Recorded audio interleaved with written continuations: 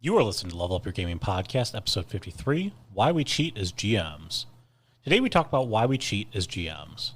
We discuss what we are trying to achieve when we cheat as the GM. We also discuss examples of how we might apply this practice. We are fully aware this might not be for everyone, but have a listen and I'm sure you'll enjoy. If you'd like to participate in the discussion or leave us feedback, you can contact us at levelupyourgamingpodcast@gmail.com or find us on Facebook at facebook.com/levelupyourgaming. If you like the content and want to hear more of the show, subscribing will ensure you don't miss an episode. New episodes come out almost every Wednesday. Also, please review, tell a friend about the podcast, or share with your gaming group. Now sit back and enjoy the episode. Welcome into Level Up Your Gaming Podcast. My name is Aaron, and across from me, he cheats so much you'll never know it, Jared. It's the truth. You'll never know. You are a dirty, rotten cheater. I am a horrible cheater. You are the greatest cheat that ever cheated. Exactly. So how you doing, you dirty, rotten cheater? Not bad. Just got back from the wonderful state of New Hampshire. Absolutely love it there. Beautiful state. Just gorgeous. Love their little airport in Manchester. If you ever have the opportunity to travel to New Hampshire, I highly recommend it. It's just a beautiful, welcoming little state. Beautiful mountains. Oh my God. You wake up and the sun's cresting over these mountains. So it's a really nice place, and I love their little airport. I know most people don't like their stuff being described as little, but when you compare it to, O'Hare. O'Hare is one of the largest airports in the United States. There's a lot of smaller airports out there, and believe me, if I had to choose between the larger airports, I've been to smaller airports before. I love small airports. Out of Fort Lauderdale and Huntsville, which are airports that are much, much smaller airports. They're awesome. They're fantastic. You can get into the plane and through the airport in if you're old enough to remember before 9/11. Yeah. You could get in through security really, really fast. And smaller airports, even with the increased security protocols, there's just no lines. You can get through them so fast. Yeah, typically when I fly into DC, I fly in via Reagan, which if you are a flyer, I go into, if you're going to Reagan, there's actually two terminals. There's a new one and an old one, and I fly into the old one every time. I've never hit a line at security. I've never hit a line at Manchester, so it was a really beautiful state. I was shocked that it was not as cold as it is here in Chicago. I was a little weirded out by that, but, who knows, weather, Gulfstream, stuff like that. Probably something to do with the coast. Probably. I don't know, but it's not like I was out there in a summer coat or anything like that, but it was not as cold. Like in the morning, I could actually get into my car in my winter jacket and not wonder if I will make it to work alive. So, how was your week, Ben? It's been pretty good. Things are going well. Can't complain. Getting closer to my brother's wedding, stuff like that. So. Is it going to be up here or is it going to be down there? Down there. My brother's in the state of Alabama. So I'm not going to be able to get smashed with you? No. Dang. Sorry. Weddings are like one of the few times that I'll actually drink. I don't think I drank at my own wedding, though. I don't remember if you did or not. I don't think I did because I was too busy, going around with the tables. Yeah, you were hobnobbing. You were moving around. You were actually by 7:30. You were fed, and you were like, "I'm done." Okay, let's. My wife was trashed though. I don't think she could get up from the bridal table or whatever it's called, the groom's table. I don't think she could get up from it. Good time. That was a great wedding. I loved my wedding. Yeah. So, what's the topic for today? I think I already know. Okay, so we're going to actually talk about why we cheat as a GM, okay? And the reason why I want to talk about this subject is because we got a really nice email from one of our listeners. Yes, we did. Chris, I know you've emailed us before. We brought you up in a previous email. If you want to remember, Chris was in the Tactical Play podcast when we talked about, he asked us about, how do I, manage with, this impairment that I have, which is there's blindness. So, that it's not a taboo. I was looking for the visual impairment. Visual impairment. So blindness, which so we gave him some suggestions, and he's been listening to all of our episodes, and he sent us an email about how he took to heart some of the things that we talked about in our podcast, and he told this really amazing story. It sounds like. Yeah, it sounds like I'm kind of disappointed in you playing it. It's actually a brilliant idea in terms of the setting and how he kind of did it. So he picked up a new system for his family to Cortex, I believe. Yeah, Cortex Prime, I think it is. Yeah, and he was going to build just like a one shot, just to kind of give him something different. And he took to heart the statement we've been making about KYP, know your players. Yep. Okay, and KYP. He looked at what his family he games with his family, looked at what his family likes, his kids like, his wife like, and they like to play heroes. And his GMing style tends to be more of a sandbox style. It's what he likes to tell. Yep. But his family, he decided to depart from that and put them onto a cruise liner. Yep, 1934 cruise liner. 1934 cruise liner. The scene is 1934. Yes. The setting? A cruise liner. Cruise liner. And the great thing about that, if you think about it, is that you put boundaries around your players. They're free to do whatever they want. Very significant boundaries. Very significant boundaries. Especially the time period, because even the time period, now, 1934 cruise liner, something happens, there's no help coming. Nowadays, let me get on my cell phone because I have signal through the cell phone line. Let me call the Coast Guard, and Coast Guard comes out there with a cutter and 3 helicopters. Yes. So, but it's actually great because what he was able to do is confine the players, but give them freedom across the cruise liner. Correct. And the best part about when you kind of close that off, which I think it's a great thing, is that, and he used this too, based upon the size of the cruise liner, is that you can happen upon chance meetings. So if you don't have direction, you can have, like, you overhear somebody, you talk to somebody. And he had the same things that kind of happened there on the cruise liner as he kind of had his players move about it. And he also took to heart one of the other things that we have, which is having a chance NPC. Yep. Having an NPC who knew all the information or could steer the players back on course when lost. Right. Really, if you didn't get to hear that episode, almost in every game, I will have a pretty much an intellectual, somebody who will be able to steer the characters towards major clues or plot points, but they have to be believable. And typically, and what he did as well, Chris did as well as I've done, went with a journalist. Journalists are fantastic because they're doing the digging themselves. Yeah, they snoop around, they look for the scoop, they know things about people that you probably don't want. He's out there looking for the scoop. Yes, and nickel for the Times. And he talked about, he listened to our Illusion of Choice episode. He didn't want to stonewall his players into having to do anything, which you don't have to do. When you have that, you can kind of coax them along gently. Yep. And he talked about, how, and this is actually how we ended up bringing up this subject here, which is that, we always talk about cheating in our games. Yeah. And so he doesn't like using the word cheating, but his cheat was to give the reporter to his players, to be able to filter them information and be able to give them the entire story without, it being some grand, I'm just going to give it to you kind of thing. It was just there to kind of be that nice little helper along the way. It sounded like it culminated with this great final battle against some Nazis. And, it was, who doesn't love beating Nazis? You're looking at that time period there. And, he talks about at the end of it that his kids were up for 2 hours. Yeah. Talking about how great the game session was.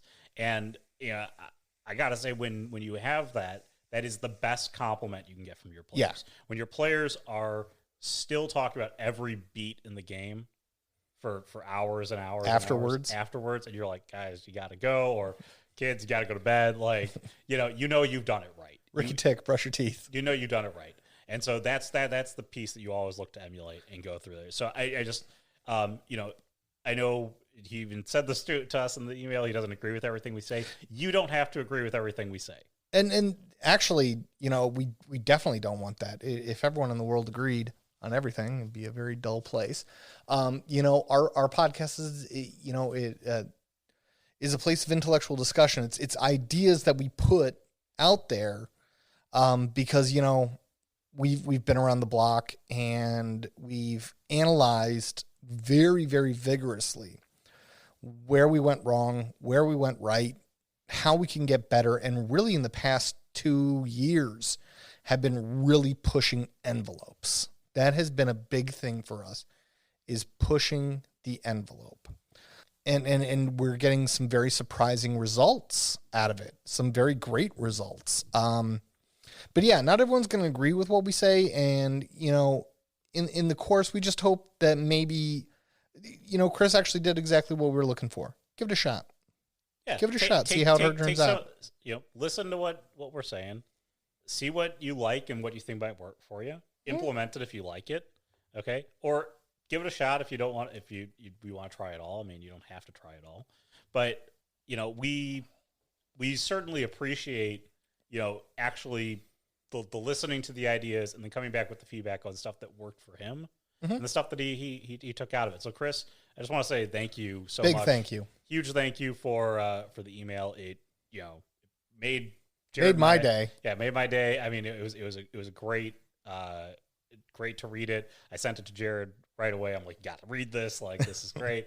And so we just hope that you continue to have amazing games. And if there's something that you do that you think is a tool, and you know, this is not just to Chris, but to anybody else out there, that you're like, hey, I listened to this episode, and I totally think this is something that's great.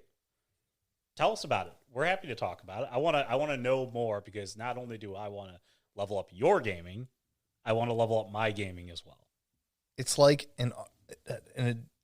throw stuff at us. We'd love, you know, evolution is amazing and it's beautiful. And you might have something that we've never thought of. Never thought of. And we're like, or something you've been doing for years that we never talk about and do. And we're like, oh my God, that's helpful great. Websites, stuff like that. I mean, like I use, there's a website out there called Fantasy Name Generator.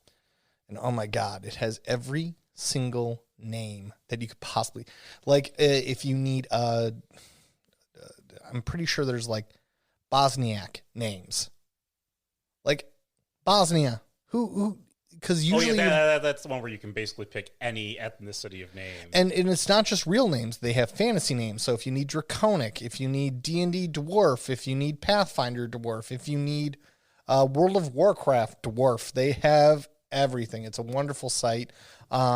If you elect to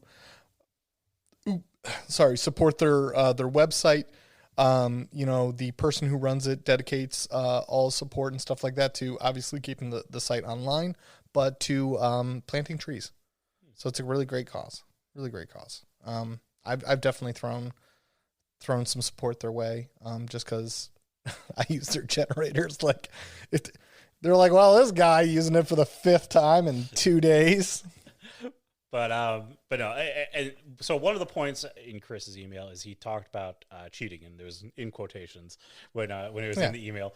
And I wanted to discuss better why we cheat, because we talk about it in almost every podcast. That the purpose of the GM screen, and we cheat for the betterment of our players, all this sort of stuff.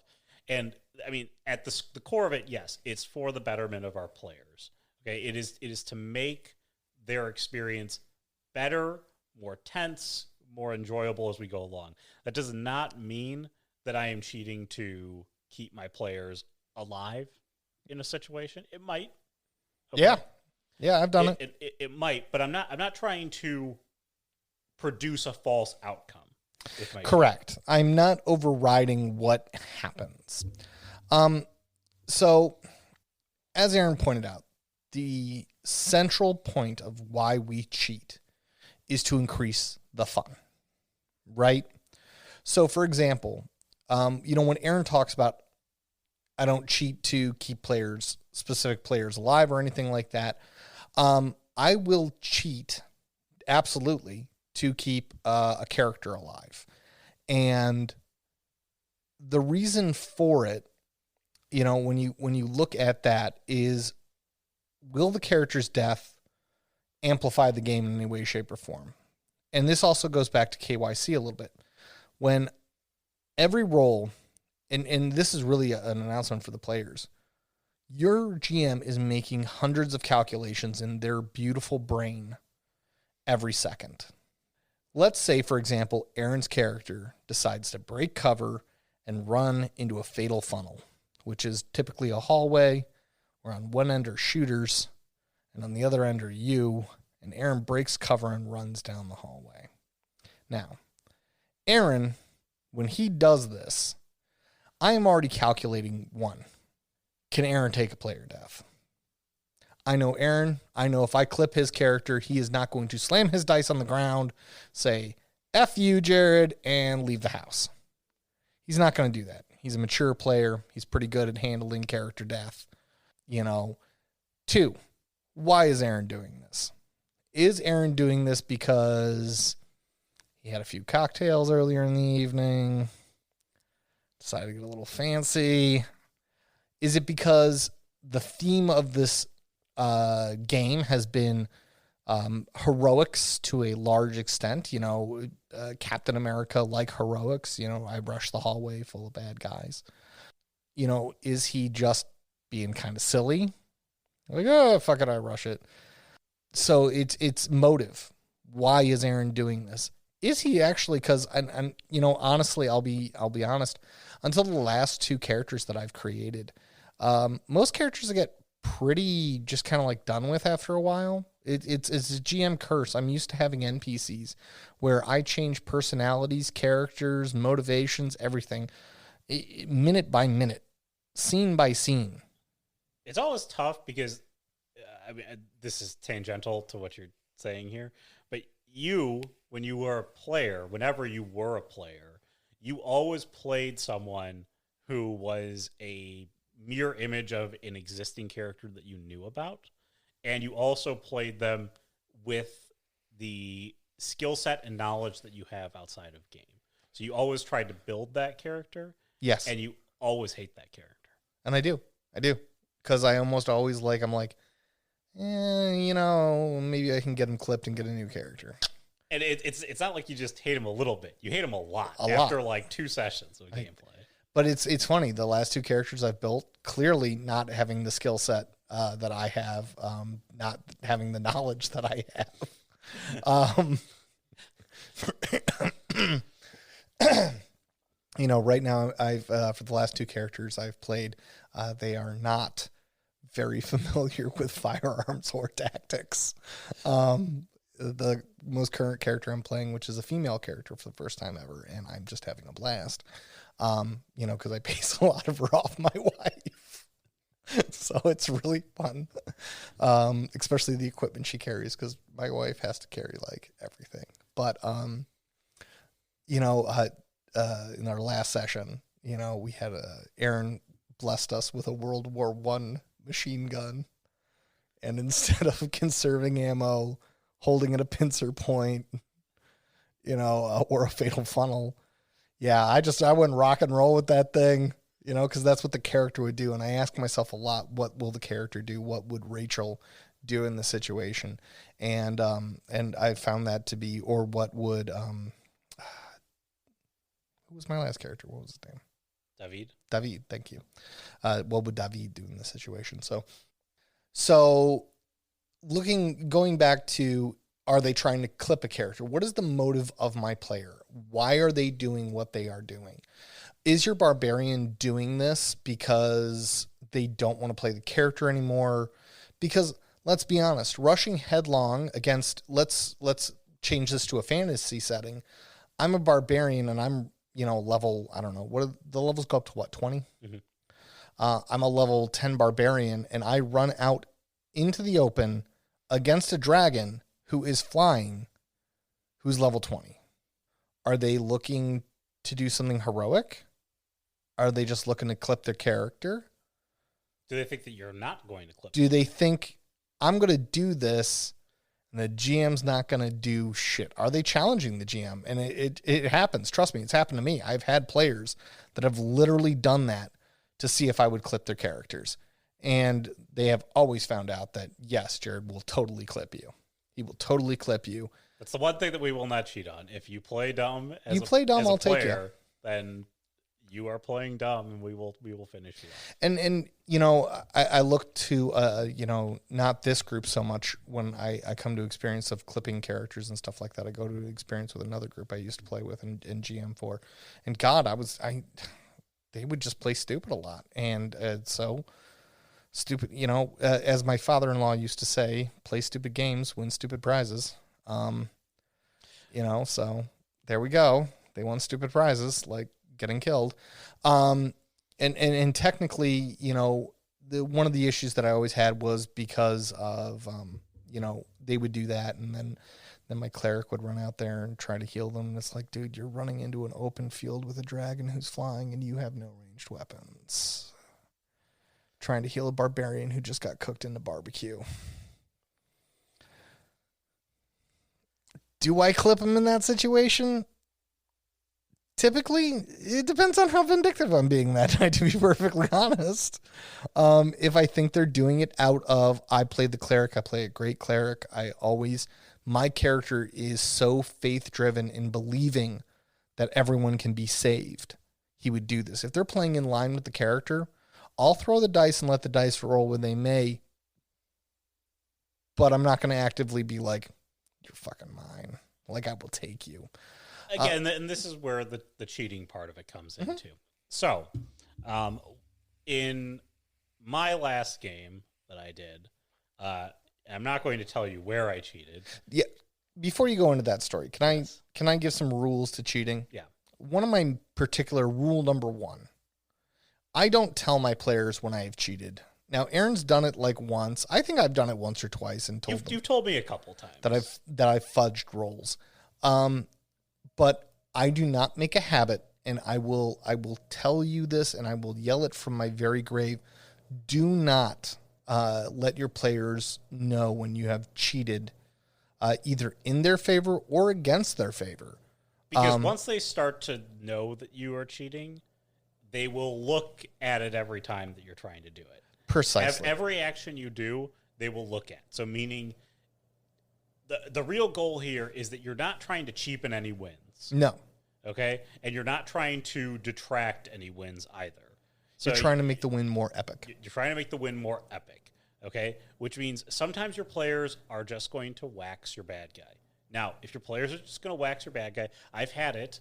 Okay? In one of happened. I've had it in previous games where player 1 hits the bad guy, rolls an amazing roll, does almost max damage to the bad guy. And obviously, we're playing a different system here. But imagine if like your barbarian scored a critical. Okay, they're level 10. They do like 55 damage to your creature, and you're like, oh my god, it's not going to last one more round. Okay, like that's a problem. You know it's a problem because all of a sudden, the bad guy that you've hyped up, the thing that you've built, go back to our monster episode on this. Okay, go back to the building a better villain. Everything that you've done to make that villain scary is suddenly not scary. And it's all from one main roll. Now, when in that situation, I like to do what I call the trade. Okay? So I don't ignore the barbarian's roll of 55 damage. Okay? But I can't let him clip the creature just straight out because the other players haven't even drawn their freaking swords. They have not got to engage in the fun. They have not gotten to be in the spotlight. Right? So what I do is I offer the trade. And I actually don't like verbally offer a trade to the player. What I will do in that situation, you know, I would say he hits that dragon with his mighty, you know, spear throw, I guess. Dragon drops to all fours. Its wing, you know, he hits it in the right spot. He can see it literally through the wing. So it's gone through the wing. And now the dragon can't fly. So he's taken away. It's a huge victory. Getting a dragon to the ground. Although I'm not much of a D&D guy, pretty sure it's a principle thing of like, if you're hunting a dragon, you want it on the ground, not in the air. If anyone's ever played Skyrim, you know this. There you go. If you've played Skyrim, you know you want the dragon on the ground. Because when it's in the air, it's going to mess up your day. So really, it's very critical to offer a sort of trade. That trade is, I'm going to give them a momentous blow. It's going to be visible. It's going to be key to defeating that NPC.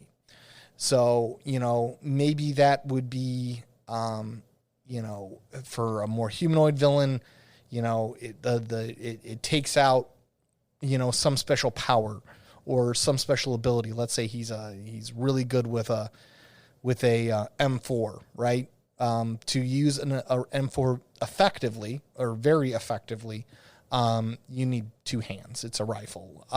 You can still use it. Doesn't mean the bad guy can't continue to fight with one hand, because trust me, people do it. They fight with M4s in a single hand position, but they won't be as effective. It shows them how crucial their hit was, but it also says, guys, I need everyone to be able to participate in this fight because it is the fight. Yeah, to give you the White Wolf example here, typically things have 7 health levels. Okay, that's why it's a very mortal game. Mortal game. Okay, you can die very easily because on a perfect roll with your damage, you can do like 5 to 7 damage, and assuming that the creature doesn't soak any of that damage or can even, you end up with a dead creature very fast, really quick. So you either give it more health levels, or that's typically what I do before. Yeah. And the fun thing is, I'll cheat even before the players even start the game. I typically create my villains with more health levels than the standards. Which makes sense. But one of the things I was going to point out there is, in your trade-off situation there, I may take your amazing roll, I may apply some damage now, and I may let it contribute to a finishing blow later. Yes. Which is something that that's a great trade. I have done that before, to basically say, you did the damage that was necessary to kill XYZ, but I need this fight to just go on a little bit longer. I'm not going to, again, you might be hearing this, you might be going, oh my God, this is terrible, you're breaking all the rules. Yeah, totally. But yes, I am. I'm doing it to make the fight more fun. Because you got 4 other players at that table who didn't get to participate in taking down the bad guy they've been hunting for 2 months. They need that opportunity. They need the closure.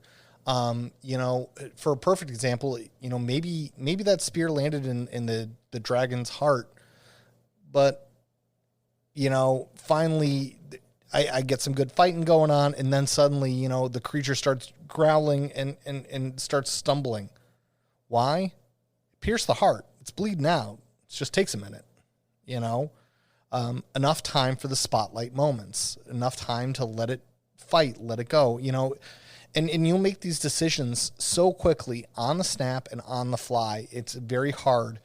I shouldn't say it's very hard. If you don't take any glory away from the hit, and if you make sure that everyone gets to engage in the spotlight, you've really done the job there.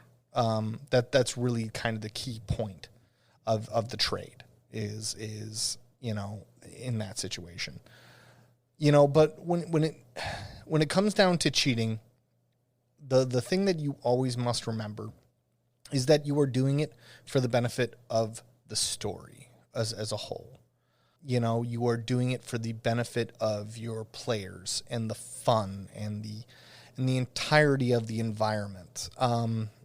Because unless I'm going with a game where I'm truly attempting to prove the lethality, one of my common themes is the lethality of guns, let's say, That's where I might say, oh, you take a snapshot and bam, it just shuts him off like a light, and he drops.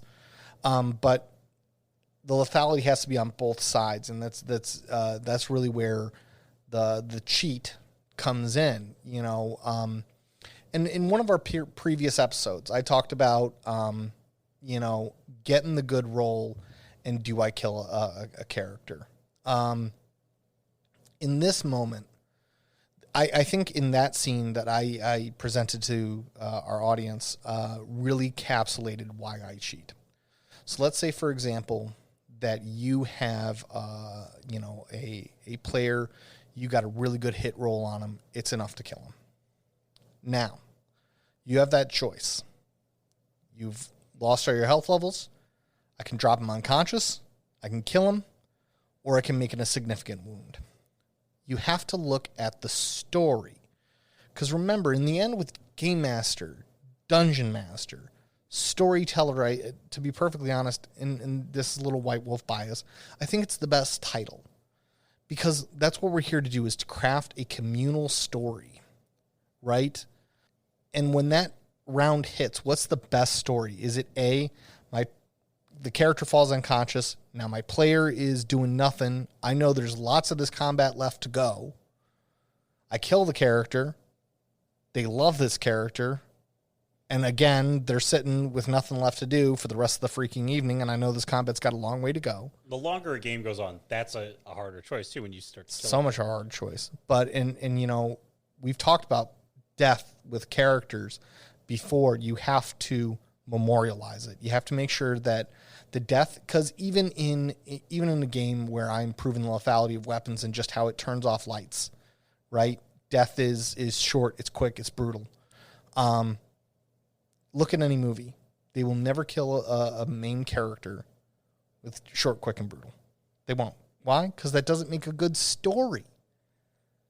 They even you get a lightsaber through cut them in half. They still have the ability to be like, I always loved you, Padme. I actually know her name is Padme, but you know what I mean. I like making fun of the name. I love you, Padme. Oh my God, you are so beautiful. Take our children. They're still going to have that opportunity, even though, dude, you just got cut in half.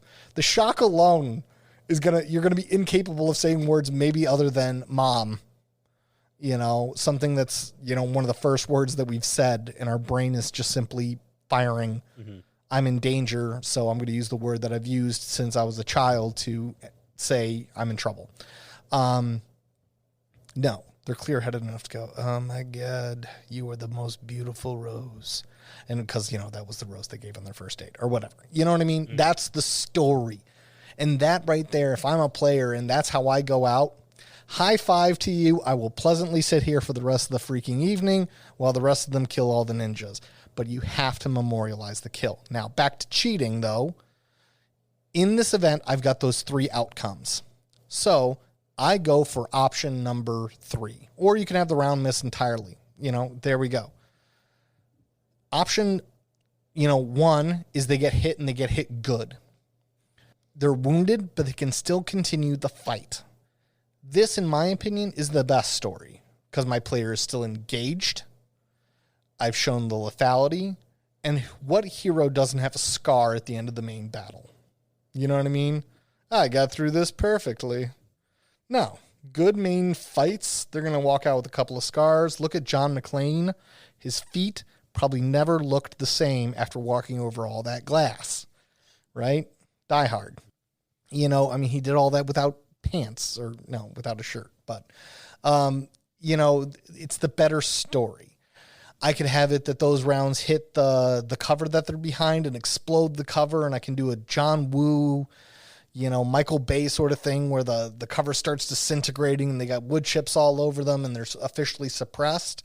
And I can have them do a willpower roll to see if they just don't start screaming, oh my God, fucking help me. And that's another story. Maybe, and God, I don't hate to say this, but it's the truth. It's KYC. Know your players. If you've got a player like me who's more, I'm all about what the scene does in the end and how it looks. Aaron might be like, Rachel starts screaming and crying, oh my God. Like in Aaron's last game, I actually had a point in which my character started to cry. Why? Because I'm open. I'm experimenting. I'm enjoying experimenting with all the levels of emotion with the character. Now, you might have a player who's like, my character does not cry. Probably don't want to use that then for that player. Why? Because their fun level just dramatically decreased, but they might be more applicable or more amenable to getting clipped and memorialized. There are some players out there who would rather have their character dead and properly memorialized than cry. Because then, but I mean, it's just me. We're guys. We're allowed to cry. It's cool. But Aaron, you looked like you had something to say on that. Oh, well, so one of the things that I remember because I thought about this topic a while ago, and it actually was when I was coming over last week. And I remember I was like, I got to put this in the hopper because I really want to talk about this, not just because of the email that Chris sent, but because I was like, I got it. I know why it is that I would cheat. So we are playing a role-playing game. You are playing a role in the game. Okay? You are playing a role of a character. Yeah, it's ROLE, not So, ROLL. When you are playing that, and you are playing in character, okay, you are playing to the strengths of the scene. You are fighting a combat in a way that is in character. You are doing something in character. It is hard for me when I give you the opportunity to roll and you fail the roll or the roll does not go your way, that luck should be the thing that destroys good gameplay. I know, it sucks, right? So that is one of the quintessential reasons why I cheat right there, is because you're playing the role perfectly. You are the hero in the story. You are playing John McClane. You're walking over the glass. You're doing the things that you need to do in the fight. You're standing behind cover. You're freaking out when every bullet's coming at you. You are immersed in the scene. You are playing the role. You are playing the role. Okay? I tapped you guys down with gunfire in the very first game of this part of the series. Okay? For 4 or 5 rounds of combat, you were on the floor as I laid waste to that stucco house. Okay? What do you guys do? Drop. That's what we do. Okay? Perfect, which is exactly what real people would do. Yes. Okay? Real people would not get up and go, I'm going to go to the window and start firing out the window. No. You went down on there. Not a single bullet hit you. I blew up a bunch of stucco. Everything's going it was crazy. A great scene. And then I finally had people come around, and then you engaged in your fight. But I didn't. You didn't get out of the cover, so I didn't have to feel like I got to let the rolls fall as they may. I got to kill you. Yeah. You played in character, and I can't take it away from you if you're playing in character. I feel like that it would be so disrespectful to the player because you are attached to your character at that moment. Yeah. You're playing as the character should play.